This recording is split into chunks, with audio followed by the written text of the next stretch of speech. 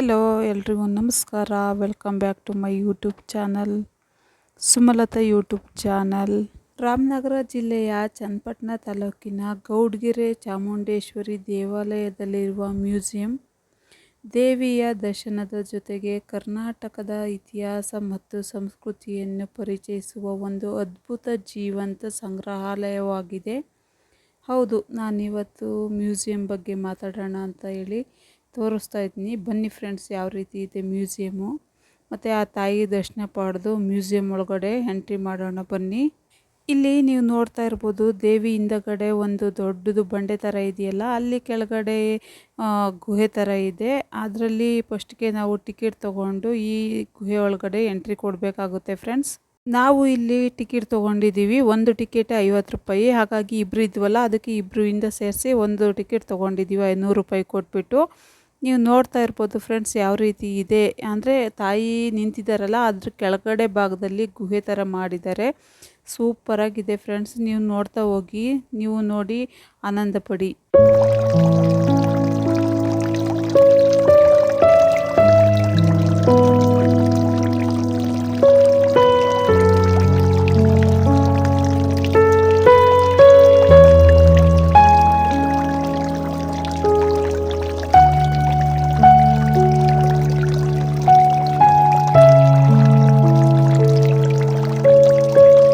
ಮ್ಯೂಸಿಯಂನ ವಿನ್ಯಾಸ ಮತ್ತು ವಿಶೇಷತೆಯ ಬಗ್ಗೆ ಸಂಪೂರ್ಣ ಮಾಹಿತಿ ಹೇಳ್ತಾ ಹೋಗ್ತೀನಿ. ಬನ್ನಿ ಫ್ರೆಂಡ್ಸ್, ನೋಡೋಣ.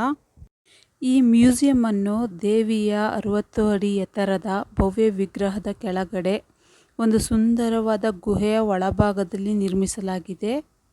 ಗುಹೆಯ ತಂಪಾದ ವಾತಾವರಣ ಮತ್ತು ಕಲಾತ್ಮಕ ರಚನೆಯು ಸಂದರ್ಶಕರಿಗೆ ಒಂದು ವಿಶೇಷವಾದ ದೃಶ್ಯ ರಸದೌತಣದ ಅನುಭವವನ್ನು ನೀಡುತ್ತದೆ.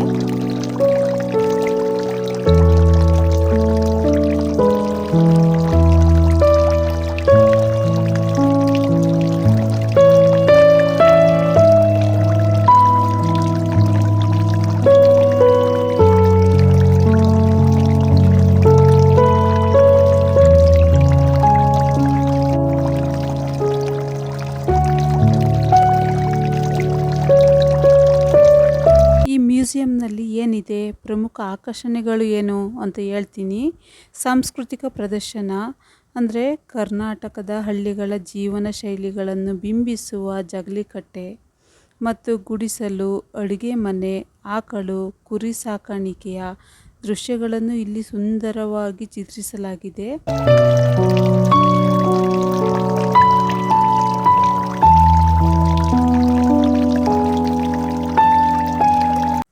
ಒನಕೆ ಓಬವ್ವ 18ನೇ ಶತಮಾನದಲ್ಲಿ ಚಿತ್ರದುರ್ಗದ ಪಾಳೆಗಾರ ಮದಕರಿ ನಾಯಕನ ಆಳ್ವಿಕೆಯಲ್ಲಿದ್ದ ವೀರ ಮಹಿಳೆ. ಹೈದರಾಲಿಯ ಸೈನಿಕರು ಕೋಟೆಯ ರಹಸ್ಯ ದ್ವಾರದ ಒನಕೆ ಓಬವ್ವನ ಕಿಂಡಿ ಮೂಲಕ ನುಗ್ಗಿದಾಗ ಒನಕೆಯ ಆಯುಧವನ್ನಾಗಿ ಇಟ್ಟುಕೊಂಡು ಏಕಾಂಗಿಯಾಗಿ ಹೋರಾಡಿ ಕೋಟೆಯನ್ನು ರಕ್ಷಿಸಿದ ಸಾಹಸಿ ಅಂತಲೇ ಹೇಳ್ಬೋದು. ಈಕೆ ಕನ್ನಡ ನಾಡಿನ ಹೆಮ್ಮೆಯ ವೀರವನಿತೆಯರಾದ ಕಿತ್ತೂರು ರಾಣಿ ಚೆನ್ನಮ್ಮ ಮತ್ತು ರಾಣಿ ಅಬ್ಬಕ್ಕ ಅವರ ಸಾಲಿನಲ್ಲಿ ಅಗ್ರಗಣ್ಯಳಾಗಿ ನಿಲ್ಲುತ್ತಾಳೆ.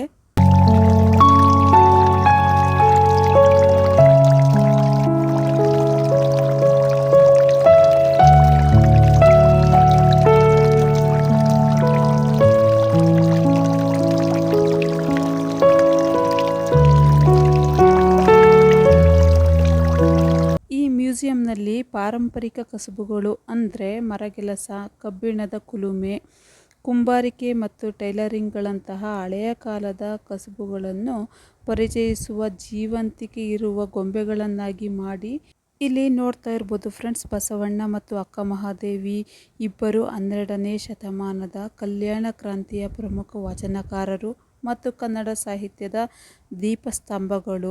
ಜಾತಿ ಪದ್ಧತಿ ಹಾಗೂ ಮೂಢನಂಬಿಕೆಗಳನ್ನು ವಿರೋಧಿಸಿದರು. ಸಮಾನತೆ ಮತ್ತು ಮಾನವೀಯತೆಯ ಸಂದೇಶವನ್ನು ಸಾರಿದ ಇವರಿಬ್ಬರಿಗೂ ನೋಡ್ತಾ ಇರ್ಬೋದು ಯಾವ ರೀತಿ ಮಾಡಿದ್ದಾರೆ ಇಲ್ಲಿ.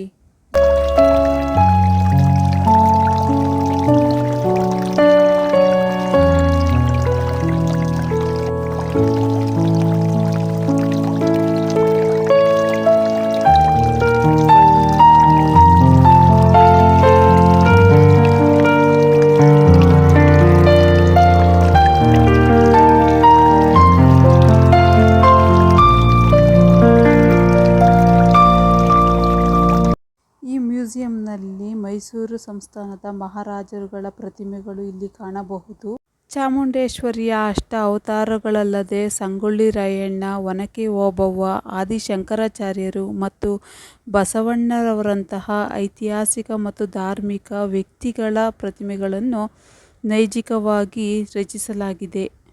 ದೇವಸ್ಥಾನಗಳ ಪ್ರತಿಕೃತಿ: ಕಾಶಿ ಮತ್ತು ಕೇದಾರನಾಥದ ಶಿವ ದೇವಾಲಯಗಳ ಸುಂದರವಾದ ನಕಲು ರಚನೆಗಳನ್ನು ಕೂಡ ಇಲ್ಲಿ ಕಾಣಬಹುದು.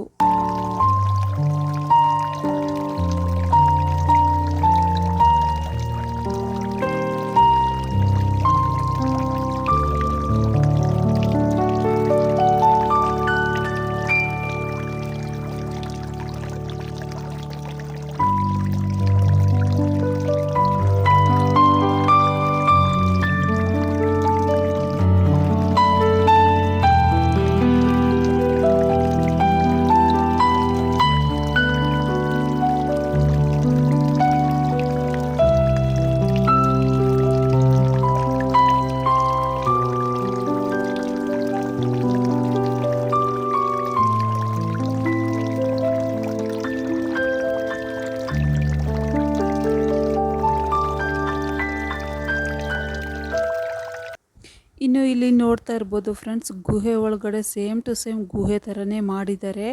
ನೋಡ್ತಾ ಇರ್ಬೋದು, ಇಲ್ಲಿ ಸ್ವರ್ಗನೇ ಭೂಲೋಕಕ್ಕೆ ಇಳಿದು ಬಂದ ಥರ ಮಾಡಿದ್ದಾರೆ. ಎಷ್ಟು ಚೆನ್ನಾಗಿ ಮಾಡಿದ್ದಾರೆ ಅಂದರೆ 50 ರೂಪಾಯಿ ಕೊಟ್ರೂ ಏನು ಲಾಸ್ ಆಗೋದಿಲ್ಲ. 1 ಗಂಟೆ ನೋಡ್ಬೋದು ಫ್ರೆಂಡ್ಸ್, ಆ ರೀತಿ ಅದರೊಳಗಡೆ ರಚನೆ ಮಾಡಿದ್ದಾರೆ. ಗೊಂಬೆಗಳನ್ನಾಗಲಿ ಎಲ್ಲ ಎಂಜಾಯ್ ಮಾಡ್ಕೊಂಡು ನೋಡ್ಬೋದು ಫ್ರೆಂಡ್ಸು. ಅಂದರೆ ಫ್ಯಾಮಿಲಿ, ಫ್ರೆಂಡ್ಸ್ ಯಾರು ಬೇಕಾದರೂ ಹೋಗ್ಬೋದು. ನೀವು ನೋಡ್ತಾ ಇರ್ಬೋದು, ಇಲ್ಲಿ ಪಾರ್ಟ್ ವೈಸಾಗಿ ಮಾಡಿದ್ದಾರೆ. ಯಾವ್ಯಾವ ದೇವರುಗಳು ಆಗ್ಬೋದು, ಯಾವ್ಯಾವ ಬೊಂಬೆಗಳು, ಕೃತಿಗಳು ಬರೆದಿರೋ ಅಂತಹದ್ದು, ಕೆಂಪೇಗೌಡರವರು ಸ್ಟ್ಯಾಚುಗಳು ಪ್ರತಿಯೊಂದೂ ಇಲ್ಲಿ ಮಾಡಿದ್ದಾರೆ ಫ್ರೆಂಡ್ಸ್. 50 ರೂಪಾಯಿಗೆ ಏನು ಲಾಸ್ ಆಗೋದಿಲ್ಲ, ಆರಾಮ್ಸೆ ನೋಡಿಕೊಂಡು ಬರ್ಬೋದು. ನಾವು ಇಲ್ಲಿ ಎಂಜಾಯ್ ಮಾಡಿಕೊಂಡು ನೋಡ್ತಾ ಇದ್ದೀವಿ. ನೀವು ನೋಡ್ತಾ ಇರ್ಬೋದು ಫ್ರೆಂಡ್ಸ್, ಯಾವ ರೀತಿ ಮಾಡಿದ್ದಾರೆ ಒಳಗಡೆ ಅಂತ ಹೇಳ್ಬಿಟ್ಟು. ಈಚೆ ಒಂಥರ ನೋಡೋದಕ್ಕೆ ಖುಷಿ ಆದರೆ ಒಳಗಡೆನೇ ಇನ್ನೂ ಅದ್ಭುತವಾಗಿ ಮಾಡಿದ್ದಾರೆ. ಗೌಡ್ಗೆರೆ ಚಾಮುಂಡೇಶ್ವರಿ ದೇವಾಲಯವು ಪ್ರಪಂಚದಲ್ಲಿ ಅತಿ ಎತ್ತರವಾದ 60 ಅಡಿ ಮತ್ತು 18 ಕೈಗಳನ್ನು ಹೊಂದಿರುವ ಪಂಚಲೋಹದ ಚಾಮುಂಡೇಶ್ವರಿ ವಿಗ್ರಹಕ್ಕೆ ಹೆಸರುವಾಸಿಯಾಗಿದೆ. ಆಧ್ಯಾತ್ಮಿಕ ಮತ್ತು ಸಾಂಸ್ಕೃತಿಕ ಪರಂಪರೆಯನ್ನು ಅಪೂರ್ವ ಸಂಗಮವನ್ನಾಗಿ ಈ ದೇವಾಲಯವು ಬೆಂಗಳೂರು ಮತ್ತು ಮೈಸೂರು ಹೆದ್ದಾರಿಯ ಸಮೀಪದಲ್ಲಿದೆ. ಈ ದೇವಾಲಯದ ದರ್ಶನದ ನಂತರ ಕೇವಲ 50 ರೂಪಾಯಿ ಪ್ರವೇಶ ಪಾವತಿಸಿ ಈ ಮ್ಯೂಸಿಯಂ ಒಳಗಡೆ ಪ್ರವೇಶ ಮಾಡಬಹುದು. ಮಕ್ಕಳು ಮತ್ತು ಇತಿಹಾಸಕಾರರಿಗೆ ಇದು ತುಂಬ ತಿಳುವಳಿಕೆ ನೀಡುವ ಮತ್ತು ಆಕರ್ಷಕವಾದ ಸ್ಥಳವಾಗಿದೆ.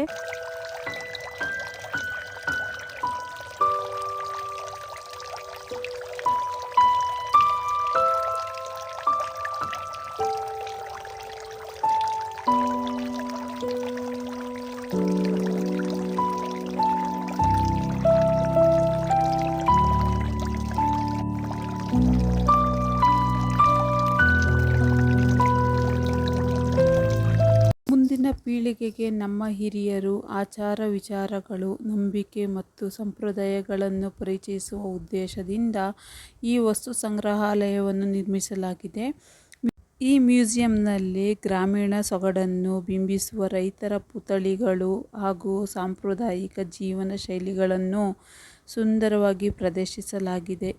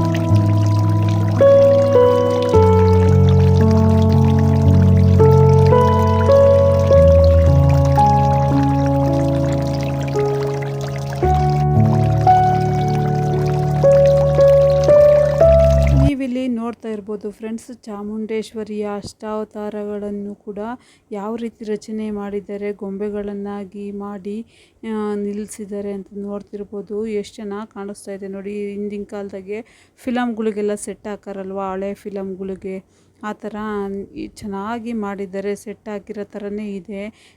ಗುಹೆ ಒಳಗಡೆ ನಿಜಕ್ಕೂ ಇದು ಅದ್ಭುತವಾಗಿ ಮಾಡಿದ್ದಾರೆ ಅಂತಲೇ ಹೇಳ್ಬೋದು. ನೋಡ್ತಿರ್ಬೋದು ಫ್ರೆಂಡ್ಸ್, ಚಾಮುಂಡೇಶ್ವರಿಯ ರೂಪಗಳನ್ನ, ಹಲವಾರು ರೂಪಗಳನ್ನ ಇಲ್ಲಿ ತೋರಿಸಿದ್ದಾರೆ. ನಮ್ಮ ಚಿನ್ನಮ್ಮನಂತೂ ಅದರೊಳಗಡೆ ಕರ್ಕೊಂಡು ಹೋದಾಗಂತೂ ನಿಜಕ್ಕೂ ಎಂಜಾಯ್ ಮಾಡಿಕೊಂಡು ನೋಡ್ತಾಯಿದ್ರು ಫ್ರೆಂಡ್ಸ್. ಯಾವ ರೀತಿ ಆಟ ಆಡ್ತಿದ್ದಾಳೆ ಅಂತ ಹೇಳಿ ನೀವೇ ನೋಡ್ಬೋದು. ಒಂಥರ ಖುಷಿ ಅಂದರೆ ಖುಷಿ ಪಟ್ಕೊಂಡು ಅವರೇ ಕೆಳಗಡೆ ಇಳಿಸಿ ಅಂತ ಹೇಳಿ ಇಳ್ಕೊಂಡು ಓಡಾಡ್ಕೊಂಡು ಆಟ ಆಡ್ತಾಯಿದ್ದಾರೆ. ನೀವು ಇಲ್ಲಿ ನೋಡ್ತಾ ಇರ್ಬೋದು. ಅಷ್ಟು ಚೆನ್ನಾಗಿದೆ. ಮಕ್ಕಳು ಕೂಡ ಎಂಜಾಯ್ ಮಾಡಿಕೊಂಡು ನೋಡ್ತಾ ಇದ್ದಾರೆ. ಇದನ್ನು ಒಳ್ಳೆ ಥಾಟ್ ಇಟ್ಕೊಂಡು ಮಾಡಿದ್ದಾರೆ. ಅಂದರೆ ನಮ್ಮ ಪರಂಪರೆ, ನಮ್ಮ ಹೆಮ್ಮೆ, ನಮ್ಮ ಸಂಪ್ರದಾಯ ಅದನ್ನೆಲ್ಲನೂ ಈಗಿನ ಕಾಲದಲ್ಲಿ ಮರಿತಾ ಬರ್ತಾ ಇದ್ದಾರೆ. ಹಾಗಾಗಿ ಇದನ್ನು ನೋಡಿ ಸ್ವಲ್ಪ ಅದನ್ನ ಅಳವಡಿಸ್ಕೊಳ್ಳಿ ಅನ್ನೋ ಒಂದು ಉದ್ದೇಶ ಇರಬಹುದು ಅನಿಸುತ್ತೆ ಮೋಸ್ಟ್ಲಿ. ಚೆನ್ನಾಗಿ ಮಾಡಿದ್ದಾರೆ ಫ್ರೆಂಡ್ಸ್, ನೋಡ್ತಾ ಇರ್ಬೋದು ನೀವಿಲ್ಲಿ.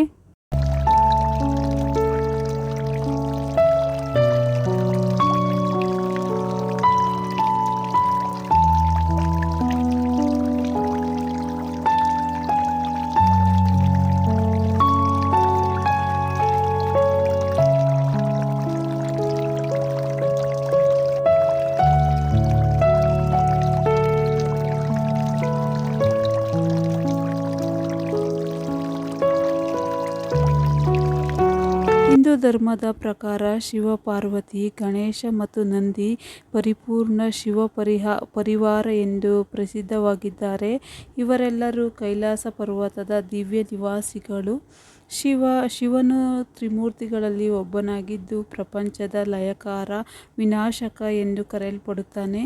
ಈತನು ಯೋಗಿ, ಜ್ಞಾನದ ಸಂಕೇತ ಮತ್ತು ಕೈಲಾಸ ಪರ್ವತದ ಸರ್ವೋಚ್ಚ ದೇವತೆ ಎಂದು ಕರೆಯಲ್ಪಡುತ್ತಾರೆ ಶಿವನನ್ನು. ನಂದಿಯು ಶಿವನ ವಾಹನ ಮತ್ತು ಆತನ ಅತಿ ನಂಬಿಕಸ್ಥ ಗಣ. ಈತನು ಭಕ್ತಿ ಮತ್ತು ನಿಸ್ವಾರ್ಥ ಸೇವೆ ಮತ್ತು ಶಿವನ ಮೇಲಿನ ಅಪಾರ ಪ್ರೀತಿಯನ್ನು ಸಂಕೇತವಾಗಿದ್ದಾನೆ. ಪಾರ್ವತಿಯು ಶಿವನ ಧರ್ಮಪತ್ನಿ ಮತ್ತು ಆದಿಶಕ್ತಿಯ ಅವತಾರ. ಈಕೆಯನ್ನು ಶಕ್ತಿಯ ಸಂಕೇತವೆಂದು ಪೂಜಿಸಲಾಗುತ್ತದೆ. ಶಿವನ ದಾಂಪತ್ಯವು ಪ್ರೇಮ ಮತ್ತು ಭಕ್ತಿಗೆ ಆದರ್ಶವಾಗಿದೆ. ಶಿವ-ಪಾರ್ವತಿಯರ ಪುತ್ರ ಹಾಗೂ ಬುದ್ಧಿವಂತಿಕೆಯ, ಜ್ಞಾನದ ದೇವತೆ. ಪಾರ್ವತಿಯು ತನ್ನ ದೇಹದ ಮಣ್ಣಿನಿಂದ ಗಣೇಶನನ್ನು ಸೃಷ್ಟಿಸಿದಳು ಎಂಬ ಪೌರಾಣಿಕ ಕಥೆ ಇದೆ. ಗಣೇಶನನ್ನು ಯಾವುದೇ ಕಾರ್ಯ ಆರಂಭದ ಮೊದಲು ಪೂಜಿಸಲಾಗುತ್ತದೆ.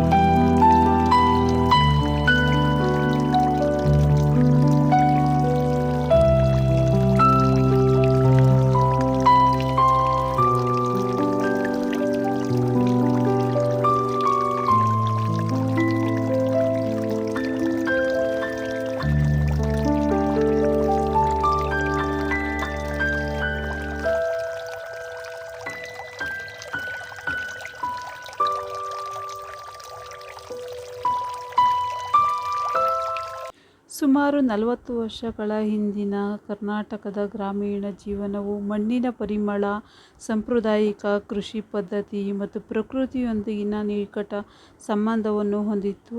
ಇದು ನಮ್ಮ ಸಂಸ್ಕೃತಿ ಮತ್ತು ಪರಂಪರೆಯ ಅವಿಭಾಜ್ಯ ಅಂಗವಾಗಿತ್ತು. ರೈತರ ಜೀವನ ಮತ್ತು ಕೆಲಸ. ನೇಗಿಲು ಮತ್ತು ಎತ್ತುಗಳು. ಆಗಿನ ಕೃಷಿ ಸಂಪೂರ್ಣವಾಗಿ ಎತ್ತುಗಳು ಮತ್ತು ನಾಟಿ ನೇಗಿಲುಗಳನ್ನು ಅವಲಂಬಿತವಾಗಿತ್ತು. ಯಾವುದೇ ರಾಸಾಯನಿಕ ಗೊಬ್ಬರಗಳಿಲ್ಲದೆ ಕೆಲವು ಕೊಟ್ಟಿಗೆ ಗೊಬ್ಬರಗಳನ್ನು ಬಳಸಲಾಗುತ್ತಿತ್ತು.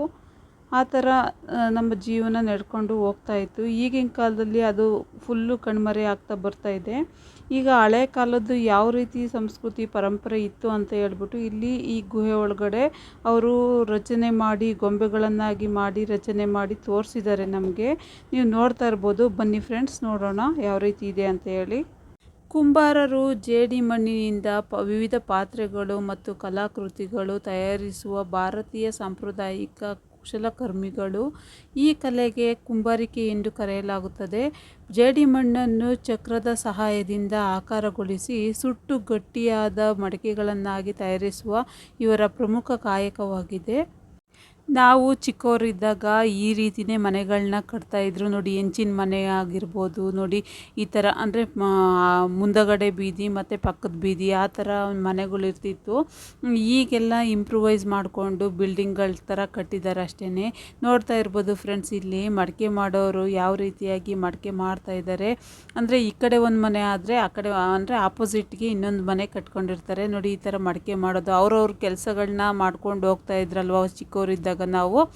ಅದೇ ರೀತಿ ಇವಾಗ ಇಲ್ಲಿ ತೋರಿಸಿದ್ದಾರೆ ಫ್ರೆಂಡ್ಸ್. ಇದನ್ನೆಲ್ಲ ನೋಡಿದ್ರೆ ನಾವು ಚಿಕ್ಕ ವಯಸ್ಸಾಗಿ ಇದ್ದಾಗ ನೋಡಿ ಇದೇ ಥರ ಇತ್ತಿತ್ತು ಊರುಗಳಲ್ಲಿ ಮನೆಗಳು ಅಂತ ಅನ್ನಿಸುತ್ತೆ ನೋಡಿ. ಇಲ್ಲಿ ಐರನ್ ಮಾಡಿ ಕೊಡೋದಾಗಿರ್ಬೋದು, ಅವ್ರವ್ರ ಕೆಲಸಗಳ್ನ ಅವ್ರವ್ರ ಮನೆ ಏನು ಕುಲಕಸಬುಗಳು ಇರ್ತಿತ್ತೋ ಆ ಥರ ಮಾಡಿಕೊಂಡು ಹೋಗ್ತಾಯಿದ್ರು. ಇಲ್ಲಿ ಅಷ್ಟೇ. ಈಗ ಅದೆಲ್ಲ ಕಣ್ಮರೆ ಆಗಿಬಿಟ್ಟಿದೆ ಫ್ರೆಂಡ್ಸ್. ಇಲ್ಲಿ ನೋಡ್ತಾ ಇರ್ಬೋದು ಬಿದಿರು ಕೋಲಿಂದ ಅದೇ ಅಕ್ಕಿ ಕೇರೋದು ಮರಗಳು ಆ ಥರದ್ದೆಲ್ಲ ಮಾಡಿಕೊಂಡು ನೋಡಿ ಇದೆಲ್ಲ ತೋರಿಸಿದ್ದಾರೆ. ಇದನ್ನ ನೋಡೋಕ್ಕಂತೂ ಖುಷಿ ಆಗುತ್ತೆ. ಮತ್ತು ಇನ್ನು ನಾವು ಚಿಕ್ಕ ಮಕ್ಕಳು ಇದ್ದಾಗಂತೂ ಆಟ ಆಡೋಕ್ಕೆ ಹೋಗ್ತಿದ್ದಾಗ ನೋಡಿ ಹೆಂಚಿ ಮೇಲೆ ಹತ್ತೋದು, ಅಲ್ಲಿ ಆಟ ಆಡೋದು, ಇಲ್ಲಿ ಆಟ ಆಡೋದು ಮಾಡ್ತಾಯಿದ್ವಲ್ಲ, ಅದೇ ರೀತಿಯಾಗಿ ಎಲ್ಲದನ್ನು ನಿರ್ಮಿಸಿದ್ದಾರೆ. ನೋಡ್ತಾ ಇರ್ಬೋದು ಫ್ರೆಂಡ್ಸ್, ಇಲ್ಲಿ ಗಾಣಿಗ ಅಂದರೆ ಎಣ್ಣೆ ಮಾಡುವವರು ಅಂತ ಹೇಳ್ತಾರೆ. ಇಲ್ಲಿ ನೋಡ್ತಿರ್ಬೋದು ಅವರು ಈಗಿನ ಕಾಲದಾಗ ಇಲ್ಲ, ಅದು ಬರೀ ಮಿಷಿನ್ಗಳು ಬಂದುಬಿಟ್ಟಿದೆ. ಆವಾಗೆಲ್ಲ ಇದೇ ರೀತಿಯಾಗಿ ಅಂದರೆ ದನ ಕಟ್ಕೊಂಡ್ಬಿಟ್ಟು ಹೀಗೆ ಎಣ್ಣೆ ತೆಗಿತಾ ಇದ್ರು ಅಂತ ಕಾಣಿಸುತ್ತೆ ನೋಡಿ. ಇಲ್ಲೂ ಅಷ್ಟೇ ಶಾಸ್ತ್ರ ಕೇಳೋದಕ್ಕೆ ಅಂತ ಹೇಳ್ಬಿಟ್ಟು ಬಂದಿದ್ದಾರೆ. ಇದೆಲ್ಲ ಈಗ ಎಲ್ಲಿ ಫ್ರೆಂಡ್ಸ್ ಅಲ್ವಾ ಶಾಸ್ತ್ರ ಕೇಳೋದು ಅದೆಲ್ಲ. ಅಂದರೆ ಎಲ್ಲಾದರೂ ದೂರ ದೂರ ಹೋಗಬೇಕು. ಆವಾಗಿನ ಕಾಲದಾಗೆ ಊರುಗಳಿಗೆ ಸಿಗೋರು ಹಿಂಗೆ ಶಾಸ್ತ್ರ ಹೇಳೋರಾಗಿರ್ಬೋದು, ಈ ಥರ ಎಣ್ಣೆ ತೆಗಿಯೋರಾಗಿರ್ಬೋದು. ಇವಾಗ ಎಲ್ಲಿ ಫ್ರೆಂಡ್ಸ್ ಎಲ್ಲ ಕಣ್ಮರೆ ಆಗಿದೆ. ಇಲ್ಲಿ ಬಂದರೆ ಎಲ್ಲದನ್ನು ಒಂದೇ ಕಡೆ ನೋಡ್ಬೋದು, ನೋಡಿ ಖುಷಿ ಪಡ್ಬೋದು ಅಂತ ನನಗನ್ಸುತ್ತೆ.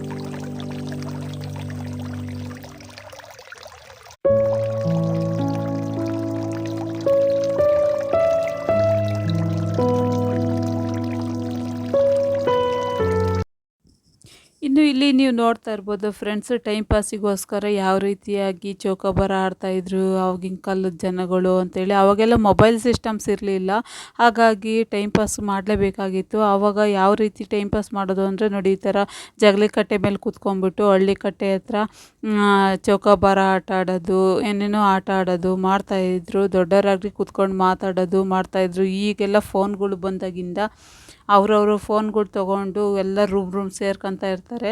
ಅಂದರೆ ಯಾರ ಜೊತೆನೂ ಮಾತಾಡೋದು ಕಷ್ಟ ಆಗಿರುತ್ತೆ. ನೋಡ್ತಾ ಇರ್ಬೋದು ಫ್ರೆಂಡ್ಸ್, ಇಲ್ಲಿ ಆವಾಗ ನೋಡಿ ಈ ಥರ ಎಡೆಮಟ್ಟೆ ಕಟ್ಕೊಂಡ್ಬಿಟ್ಟು ಮಕ್ಕಳಿಗೆ ಆಟ ಆಡೋದಕ್ಕೆ ಅಂತ ಹೇಳ್ಬಿಟ್ಟು ಈಗಿನ ಕಾಲದ ಥರ ಇರಲಿಲ್ಲ. ಎಡೆಮಟ್ಟೆ ಸವರ್ಕೊಂಬಿಟ್ಟು ಗರಿದು ಹಿಂಗೆ ಕೂತ್ಕೊಂಡ್ಬಿಟ್ಟು ಇಬ್ಬರು ಎಳೆಯೋದು, ಒಬ್ಬರು ಆದಮೇಲೆ ಒಬ್ಬರು, ಒಬ್ಬರು ಆದಮೇಲೆ ಒಬ್ಬರು ಆಟ ಆಡ್ತಾಯಿದ್ರು. ನೋಡ್ತಾ ಇರ್ಬೋದು ಫ್ರೆಂಡ್ಸ್, ನಾವು ಇದೇ ರೀತಿ ಆಡ್ತಾಯಿದ್ವಿ ಚಿಕ್ಕವರಿದ್ದಾಗ. ಇವಾಗ ಇದನ್ನೆಲ್ಲ ನೋಡಿದಾಗ ನೆನಪಾಗುತ್ತೆ. ಈಗಿನ ಕಾಲದ ಮಕ್ಳಿಗಂತೂ ಗೊತ್ತಿರಲ್ಲ ಬಿಡಿ, ಇದೇನಿದು ಈ ಥರ ಎಳ್ಕೊಂಡು ಹೋಗ್ತಾ ಇರ್ತಾರೆ ಅಂತ ಹೇಳ್ಬೋದು. ಆವಾಗೆಲ್ಲ ಇದೇ ಥರನೇ ಇರ್ತಾಯಿತ್ತು ನೋಡಿ. ಈ ಥರ ಕೋಲ್ ಕಟ್ಟಿ ಕೊಟ್ಬಿಡೋರು ದೊಡ್ಡವರು ಮನೇಲಿದ್ದಾಗ ಆಟ ಆಡೋಕ್ಕೆ ಅಂತ ಹೇಳ್ಬಿಟ್ಟು, ಅದನ್ನು ಹಿಂಗೆ ಹಿಡ್ಕೊಂಡು ಎಳ್ಕೊಂಡು ಹೋಗೋದು. ಪ್ರತಿಯೊಂದೂ ನಮ್ಮ ಸಂಸ್ಕೃತಿ ಏನೇನಿದೆಯೋ ಅದನ್ನೆಲ್ಲನೂ ಕೂಡ ಇವರು ಚೆನ್ನಾಗಿ ಮಾಡಿದ್ದಾರೆ ಫ್ರೆಂಡ್ಸ್. ನೀವು ಯಾವಾಗಾದರೂ ಫ್ರೀ ಇದ್ದರೆ ಒಂದ್ಸಲ ವಿಸಿಟ್ ಮಾಡಿ ಅಂತ ನಾನು ಹೇಳೋಕ್ಕೆ ಇಷ್ಟಪಡ್ತೀನಿ.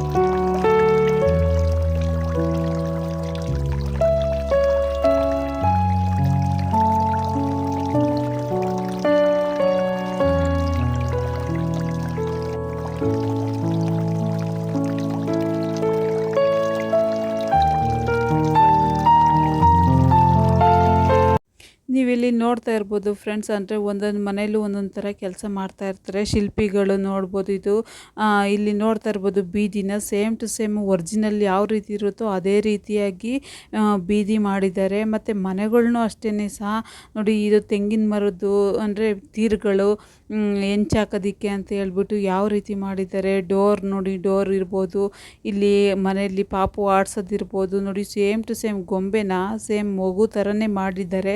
ಪ್ರತಿಯೊಂದೂ ಸಹ ಅಷ್ಟೇ ಯಾವ ರೀತಿ ಕೆಲಸ ಮಾಡ್ತಿದ್ರು. ಒಣಕೆ ನೋಡಿ, ಒಣಕೆ ತಗೊಂಡು ಕುಟ್ಟೋದಾಗಿರ್ಬೋದು, ಈ ಕಡೆ ರೊಟ್ಟಿ ಮಾಡೋದಾಗಿರ್ಬೋದು, ಅಜ್ಜಿ ಸುಧಾರಿಸ್ತಾ ಇದ್ದಾರೆ ಪಾಪುನ ನೋಡಿ. ಅದೆಲ್ಲದನ್ನು ಸಹ ಒರ್ಜಿನಲ್ಲಿ ಸ್ಟಿಕ್ಕಿಯಾಗಿ ಮಾಡಿದ್ದಾರೆ. ಇಲ್ಲಿ ನೋಡ್ತಾ ಇರ್ಬೋದು ಫ್ರೆಂಡ್ಸ್, ಕಲ್ಲು ಬಂಡೆ ಹೊಡೆಯೋರು ಅದನ್ನು ಸಹ ಅಲ್ಲಿ ನಿರ್ಮಾಣ ಮಾಡಿದ್ದಾರೆ. ಅಂದರೆ ಇದೆಲ್ಲ ಹಿಂದಿನ ಕಾಲದಲ್ಲಿ ಮಾಡ್ತಾಯಿದ್ರು, ಈಗಿಲ್ಲ, ಕಣ್ಮರೆಯಾಗಿದೆ ಅಂತ ಹೇಳಿ ಹೇಳ್ತಾ ಇದ್ದಾರೆ ಅವರು. ನೋಡಿ, ಈ ಬೀದಿಗಳನ್ನ ಮುಂದೆ ಒಂದು ಮನೆ ಆದರೆ ಪಕ್ಕಕ್ಕೊಂದು ಮನೆ, ಸೆಂಟ್ರಲ್ಲಿ ರೋಡ್ ಮಾಡಿದ್ದಾರೆ ಓಡಾಡೋದಕ್ಕೆ ಅಂತ ಹೇಳ್ಬಿಟ್ಟು. ಎಷ್ಟು ಚೆನ್ನಾಗಿದೆ ಫ್ರೆಂಡ್ಸ್ ನೋಡಿ, ಯಾವ ರೀತಿ ಇಮೇಜ್ ಮಾಡ್ಕೊಂಡು ಮಾಡಿರ್ಬೋದು ಇದನ್ನ ಅನ್ನೋದು ನೋಡಿ. ಇಲ್ಲಿ ಡ್ಯಾನ್ಸ್ ಕ್ಲಾಸ್ ಹೇಳ್ಕೊಡ್ತಾ ಇರ್ತಾರೆ, ಭರತನಾಟ್ಯ ಕ್ಲಾಸ್ಗಳು ನೋಡಿ, ಪಂಡಿತರು ಹೇಳ್ಕೊಡ್ತಾ ಇದ್ದಾರೆ. ಇಲ್ಲಿ ಹುಡುಗಿರು ಕುಣಿತಾ ಇದ್ದಾರೆ ನೋಡಿ, ಯಾವ ರೀತಿ ಇದೆ ಅಂತ ಹೇಳ್ಬಿಟ್ಟು ತುಂಬಾ ಚೆನ್ನಾಗಿ ಮಾಡಿದ್ದಾರೆ. ಅಬ್ಸರ್ವೇಷನ್ ಎಲ್ಲ ಚೆನ್ನಾಗಿದೆ ಅವ್ರಿಗೆ ಮಾಡಿರೋದು ನೋಡಿ. ಯಾವ ರೀತಿ ಇಲ್ಲಿ ಮಿಠಾಯಿ ಮಾರ್ತಾ ಇದ್ದಾರೆ. ಅವಾಗೆಲ್ಲ 1 ರೂಪಾಯಿ 2 ರೂಪಾಯಿಗೆ ಎಟ್ಟಾಣಿಗೆಲ್ಲ ಕೊಡೋರು ಮಿಠಾಯಿಗಳ್ನ ಮಕ್ಕಳಿಗೆ. ಈಗ 1 ರೂಪಾಯಿ 2 ರೂಪಾಯಿ ಎಲ್ಲ ನಡೆಯೋದೇ ಇಲ್ಲ. 10 ರೂಪಾಯಿ 15 ರೂಪಾಯಿ 20 ರೂಪಾಯಿ ಇದ್ರೂ ಒಂದು ಸ್ವೀಟ್ ತಗೊಳಕ್ಕಾಗೋದಿಲ್ಲ ನೋಡಿ. ಆ ಥರ ಪರಿಸ್ಥಿತಿ ನಿರ್ಮಾಣ ಆಗಿಬಿಟ್ಟಿದೆ ಆಲ್ರೆಡಿ ನೋಡಿ. ಇಲ್ಲಿ ಅಷ್ಟೇ ವೈದ್ಯರು ಅಂದರೆ ಏನಾದರೂ ಅವ್ರಿಗೆ ಹುಷಾರಿಲ್ಲ ಅಂತಂದಾಗ ಆವಾಗ ಹೋಗಿ ವೈದ್ಯರನ್ನ ಭೇಟಿ ಮಾಡೋರಲ್ವ, ಅದೇ ರೀತಿ ಔಷಧಿ ತೊಗೊಳೋದಾಗಿರ್ಬೋದು ಆ ಥರ. ಇಲ್ಲಿ ನೋಡ್ತಾ ಇರ್ಬೋದು ಫ್ರೆಂಡ್ಸ್, ಹತ್ತಿ ಮಾರ್ತಾ ಇದ್ದಾರೆ ಇವರು ಮುಸ್ಲಿಮ್ಸ್ ಅವರು. ಅವ್ರವ್ರ ಕೆಲಸಗಳನ್ನ ಮಾಡ್ಕೊಂಡು ಹೋಗ್ತಾ ಇರೋ ಥರ ಎಷ್ಟು ಚೆನ್ನಾಗಿ ಅಚ್ಚುಕಟ್ಟಾಗಿ ನಿಭಾಯಿಸಿದ್ದಾರೆ ಗೊತ್ತಾ. ಇಲ್ಲಿ ನೋಡ್ತಾ ಇರ್ಬೋದು ಸುಣ್ಣ ಸುಡೋದಾಗಿರ್ಬೋದು, ಸುಣ್ಣ ಮನೆಗೆ ಹೊಡಿತಾರಲ್ಲ, ಈಗೆಲ್ಲ ಪೇಂಟ್ಗಳು ಬಂದಿದೆ. ಮುಂಚೆ ಎಲ್ಲ ಸುಣ್ಣನೇ ಬಳಿತಾ ಇದ್ದಿದ್ದು ಕೈಯಲ್ಲಿ ನೋಡಿ. ಇಲ್ಲಿ ಆಟ ಆಡ್ತಾ ಇದ್ದಾರೆ ಕೂತ್ಕೊಂಡು ಟೈಮ್ ಪಾಸ್ ಮಾಡೋದಕ್ಕೋಸ್ಕರ. ಚೌಕಾಬಾರ ಅಂತಾರಲ್ಲ ಆ ಥರ ಕವಡೆ ಹಿಡ್ಕೊಂಡು ಆಟ ಆಡ್ತಿದ್ದಾರೆ. ಚೆನ್ನಾಗಿದೆ ಫ್ರೆಂಡ್ಸ್ ನೋಡೋದಕ್ಕೆ ಎಲ್ಲ ಚೆನ್ನಾಗಿ ಮಾಡಿದ್ದಾರೆ ಅಂತಲೇ ಹೇಳ್ಬೋದು ನಾವು.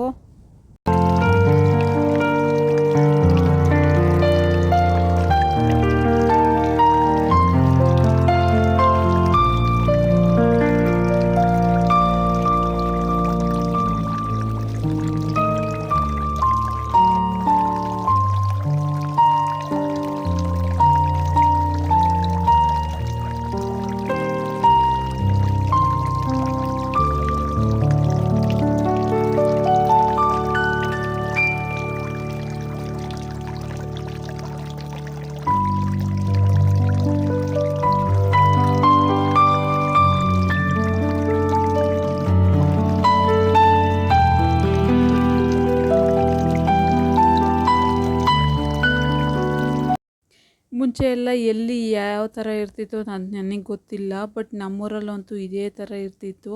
ನಾವಂತೂ ಚಿಕ್ಕ ಮಕ್ಕಳಿದ್ದಾಗ ಬಳೆ ತೊಟ್ಕೊಳೋದಾಗಿರ್ಬೋದು, ಅಲ್ಲಿ ಅವ್ರು ಎಲ್ಲಿರ್ತಾರೋ ಅವ್ರ ಮನೆಗಳಿಗೆ ಹೋಗಿ ಬಳೆ ತಟ್ಕೊಳೋದು, ಅಮ್ಮನ ಹತ್ರ ಈ ಥರ ತಲೆ ಬಾಚಿಸ್ಕೊಳ್ಳೋದು, ಮತ್ತು ಈ ರೀತಿ ಹೂವು ಕಟ್ಟೋದು ಅದೆಲ್ಲದೂ ಇರ್ತಿತ್ತು ಫ್ರೆಂಡ್ಸ್. ಈಗ ಅದೆಲ್ಲದೂ ಇಲ್ಲ. ಅವ್ರವ್ರ ಫ್ಯಾಮಿಲಿ ಕಟ್ಕೊಂಡು ಮದುವೆ ಮಾಡಿಕೊಂಡು ಸೀದಾ ಬೆಂಗಳೂರು ಕಡೆ ಹೋಗ್ತಾ ಇರ್ತಾರೆ. ಇದೆಲ್ಲ ಇವಾಗ ಎಲ್ಲಿ ನೋಡೋದಕ್ಕೆ ಅಲ್ಲೆಲ್ಲೂ ಕಾಣಿಸೋದಿಲ್ಲ. ಈ ಥರ ನೋಡಿ ಕಂಚಿನ ಪಾತ್ರೆಗಳು ವ್ಯಾಪಾರ ಮಾಡೋದಾಗಲಿ ಇದೆಲ್ಲ ಕಣ್ಮರೆ ಆಗಿಬಿಟ್ಟಿದೆ ಫ್ರೆಂಡ್ಸ್. ಎಲ್ಲ ಸ್ಟೀಲು ಈ ಥರ ಕಂಚಿನ ಪಾತ್ರೆಗಳು ಈಗ ರೇರ್ ಇಟ್ಕೊಳೋದು ಮನೆಗಳಲ್ಲಿ.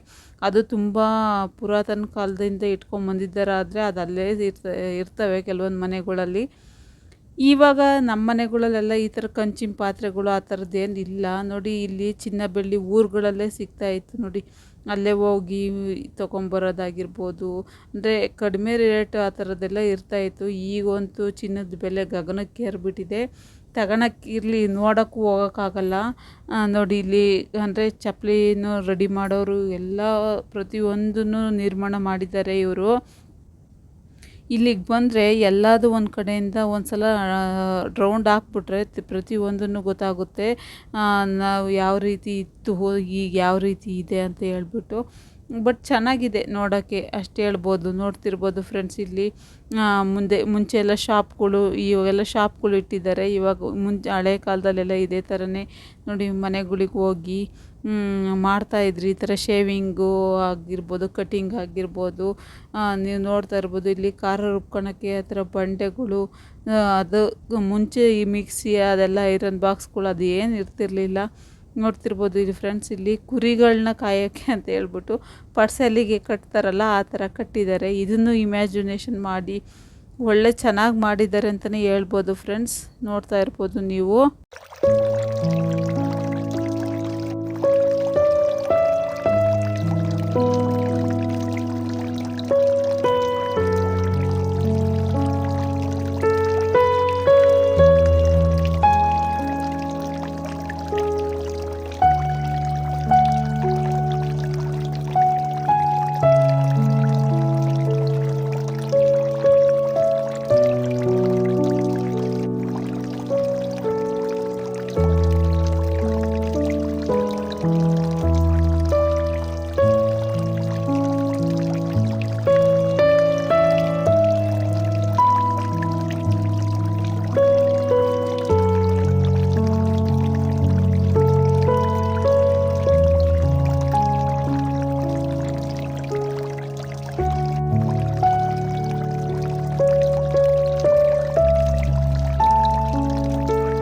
ನೀವು ನೋಡ್ತಾ ಇರ್ಬೋದು ಫ್ರೆಂಡ್ಸ್, ಎಲ್ಲ ನದಿಗಳನ್ನೂ ಸಹ ಈ ರೀತಿಯಾಗಿ ನಿರ್ಮಾಣ ಮಾಡಿ ಇದಕ್ಕೊಂದು ಶೇಪು ಮತ್ತು ಡಿಸೈನ್ ಮಾಡಿಬಿಟ್ಟು ಮರದ ಸಹಾಯ ಮಾಡಿ ಈ ರೀತಿ ಎಲ್ಲ ಮಾಡಿದ್ದಾರೆ. ತುಂಬ ಚೆನ್ನಾಗಿ ಮಾಡಿದ್ದಾರೆ ಫ್ರೆಂಡ್ಸ್. ಅಂದರೆ ಕೃಷ್ಣ ನದಿ, ತುಂಗಭದ್ರಾ ನದಿ, ಗೋದಾವರಿ, ಇನ್ನೂ ಹಲವಾರು ನದಿಗಳನ್ನ ಈ ರೀತಿ ನಿರ್ಮಾಣ ಮಾಡಿಬಿಟ್ಟು ಇಲ್ಲಿ ಕ್ರಿಯೇಟ್ ಮಾಡಿದ್ದಾರೆ ಫ್ರೆಂಡ್ಸ್. ಇಲ್ಲಿ ನೋಡ್ತಾ ಇರ್ಬೋದು ಮೈಸೂರು ಸಂಸ್ಥಾನದ ಮಹಾರಾಜರುಗಳನ್ನು ಕೂಡ ಈ ರೀತಿಯಾಗಿ ನಿರ್ಮಾಣ ಮಾಡಿ ಕೂರಿಸಿದ್ದಾರೆ.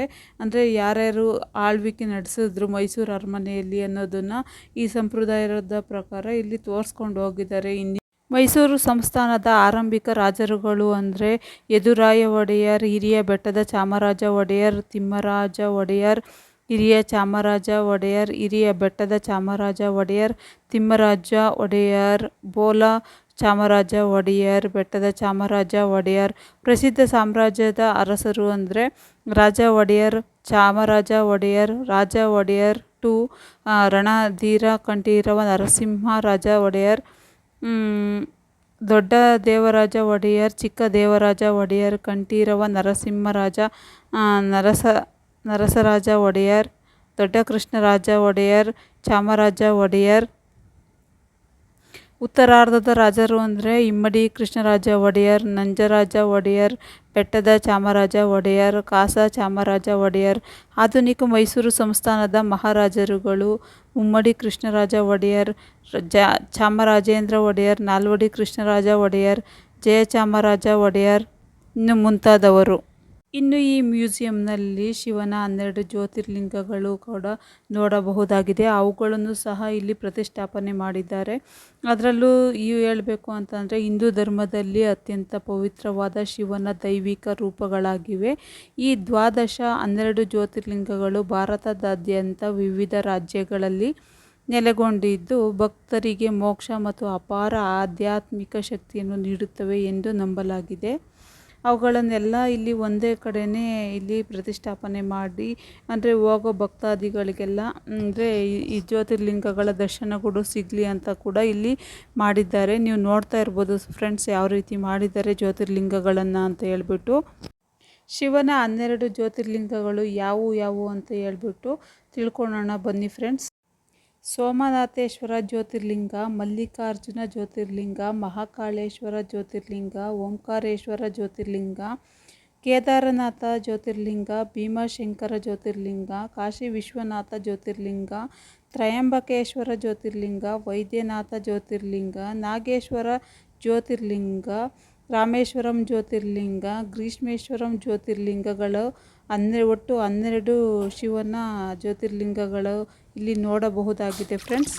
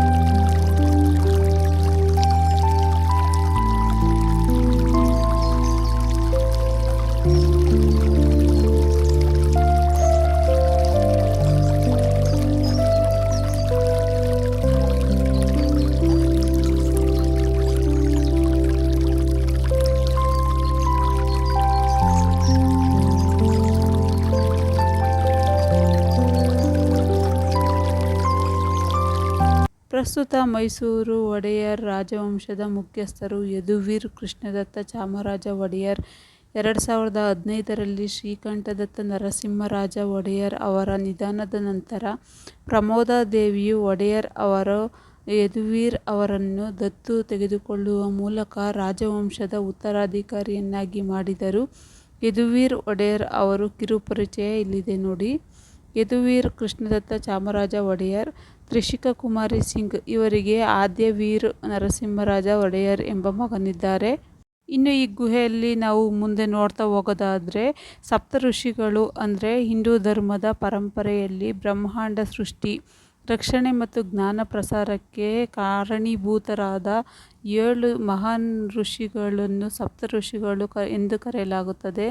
ವೇದಗಳ ಕಾಲದ ಈ ದಿವ್ಯ ಮುನಿಗಳು ಮಾನವ ಕುಲಕ್ಕೆ ಆಧ್ಯಾತ್ಮಿಕ ಮತ್ತು ನೈತಿಕ ಬುನಾದಿಯನ್ನು ಹಾಕಿಕೊಟ್ಟಿದ್ದಾರೆ. ಆಕಾಶದಲ್ಲಿ ಕಾಣುವ ದೊಡ್ಡ ಸಪ್ತರ್ಷಿ ಮಂಡಲವನ್ನು ಇವರ ಸಂಕೇತವೆಂದು ನಂಬಲಾಗಿದೆ. ವಿವಿಧ ಹಿಂದೂ ಧರ್ಮ ಗ್ರಂಥಗಳ ಪ್ರಕಾರ ಸಪ್ತ ಋಷಿಗಳ ಹೆಸರುಗಳಲ್ಲಿ ಸ್ವಲ್ಪ ವ್ಯತ್ಯಾಸಗಳಿರಬಹುದು. ಆದರೆ ಸಾಮಾನ್ಯವಾಗಿ ಒಪ್ಪಿಕೊಳ್ಳಲಾದ 7 ಪ್ರಮುಖ ಋಷಿಗಳು ಅವರ ಸಂಕ್ಷಿಪ್ತ ಪರಿಚಯ ಇಲ್ಲಿದೆ ನೋಡಿ. ಫಸ್ಟ್ಗೆ ವಸಿಷ್ಠರು, ಸೆಕೆಂಡು ವಿಶ್ವಾಮಿತ್ರರು, 3ನೇದು ಭಾರದ್ವಾಜರು, 4ನೇದು ಕಶ್ಯಪರು, 5ನೇದು ಅತ್ರಿ ಮಹರ್ಷಿಗಳು, 6ನೇದು ಜಮದಗ್ನಿಗಳು, 7ನೇದು ಗೌತಮರು. ಇನ್ನು ಈ ಸಪ್ತ ಋಷಿಗಳನ್ನು ಒಂದೇ ಕಡೆ ಪ್ರತಿಷ್ಠಾಪನೆ ಮಾಡಿ ಬರುವ ಭಕ್ತಾದಿಗಳೆಲ್ಲರೂ ಇವರ ಬಗ್ಗೆ ತಿಳ್ಕೊಳ್ಳಿ ಅಂತ ಹೇಳ್ಬಿಟ್ಟು ಒಂದೇ ಕಡೆ ಪ್ರತಿಷ್ಠಾಪನೆ ಮಾಡಿದ್ದಾರೆ. ಈ ಗುಹೆ ಒಳಗಡೆ ನೋಡ್ತಾ ಇರ್ಬೋದು ಫ್ರೆಂಡ್ಸ್ ಯಾವ ರೀತಿ ಮಾಡಿದ್ದಾರೆ ಈ ಸಪ್ತಋಷಿಗಳ ಇದನ್ನ ಸ್ಟ್ಯಾಚುಗಳನ್ನ ಅಂತ ಹೇಳ್ಬಿಟ್ಟು. ಅಲ್ಲಿಂದ ಸ್ವಲ್ಪ ಮುಂದೆ ಬಂದರೆ ಚಾಮುಂಡೇಶ್ವರಿ ತಾಯಿ ವಿಗ್ರಹ ಇದೆ. ಚಾಮುಂಡೇಶ್ವರಿ ವಿಗ್ರಹ ನೋಡಿ ಮುಂದೆ ಹೋದರೆ, ಇಲ್ಲಿಂದ ಸ್ವಲ್ಪ ಮುಂದೆ ಹೋದರೆ ಅಲ್ಲಿ ಶಿವಕುಮಾರ ಸ್ವಾಮೀಜಿಯವರ ಸ್ಟ್ಯಾಚು ಮಾಡಿ ನಿಲ್ಲಿಸಿದ್ದಾರೆ ಫ್ರೆಂಡ್ಸ್. ಅದನ್ನು ಕೂಡ ಮರ್ತಿಲ್ಲ ಇವರು.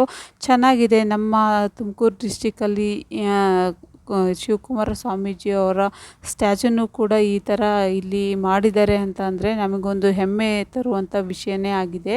ನೀವು ನೋಡ್ತಾ ಇರ್ಬೋದು, ಇಲ್ಲಿಂದ ಬಂದರೆ ಇಲ್ಲಿ ಲೆಫ್ಟಲ್ಲಿ ಕಾಣ್ತಾ ಇದೆ ನೋಡಿ, ಶಿವಕುಮಾರ ಸ್ವಾಮೀಜಿಯವರ ಒಂದು ಸ್ಟ್ಯಾಚುನು ಕೂಡ ಮಾಡಿಟ್ಟಿದ್ದಾರೆ ಇಲ್ಲಿ. ನೋಡಿದ್ರಲ್ಲ ಫ್ರೆಂಡ್ಸ್, ಗೌಡ್ಗೆರೆ ಚಾಮುಂಡೇಶ್ವರಿ ತಾಯಿಯ ಪಾದದಡಿಲಿ ಈ ಗುಹೆಯಲ್ಲಿ ಇರುವಂತಹ ಮ್ಯೂಸಿಯಮ್ಮಲ್ಲಿ ಇರುವಂತಹ ನಾನಾ ರೀತಿಯ ಸ್ಟ್ಯಾಚುಗಳು ಮತ್ತು ನಮ್ಮ ಹೆಮ್ಮೆಯ ಪರಂಪರೆ ಸಂಸ್ಕೃತಿ ಅದು ಯಾವುದನ್ನು ಮರ್ತಿಲ್ಲ ಇವರು.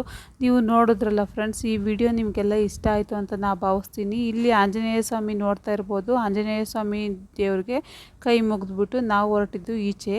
ನಿಮಗೆಲ್ಲರಿಗೂ ಈ ವಿಡಿಯೋ ಇಷ್ಟ ಆಯಿತು ಅಂತ ನಾನು ಭಾವಿಸ್ತೀನಿ. ಇಷ್ಟ ಆಗಿದ್ದರೆ ಲೈಕ್ ಮಾಡಿ, ಶೇರ್ ಮಾಡಿ, ಕಾಮೆಂಟ್ ಮಾಡಿ, ಸಬ್ಸ್ಕ್ರೈಬ್ ಮಾಡೋದನ್ನು ಮರಿಬೇಡಿ ಫ್ರೆಂಡ್ಸ್. ಸಿಗೋಣ ಮತ್ತೊಂದು ವಿಡಿಯೋ ಒಟ್ಟಿಗೆ. ಅಲ್ಲಿವರೆಗೂ ಟೇಕ್ ಕೇರ್, ಬಾಯ್ ಬಾಯ್. ಈ ಚಾಮುಂಡೇಶ್ವರಿ ತಾಯಿ ಎಲ್ಲರಿಗೂ ಒಳ್ಳೇದು ಮಾಡಲಿ ಅಂತ ನಾ ಕೇಳ್ಕೊಳ್ತಾ ಈ ವಿಡಿಯೋನ ಮುಗಿಸ್ತಾ ಇದ್ದೀನಿ. ಸಿಗೋಣ ನೆಕ್ಸ್ಟ್ ವಿಡಿಯೋದಲ್ಲಿ. Take care, have A good day.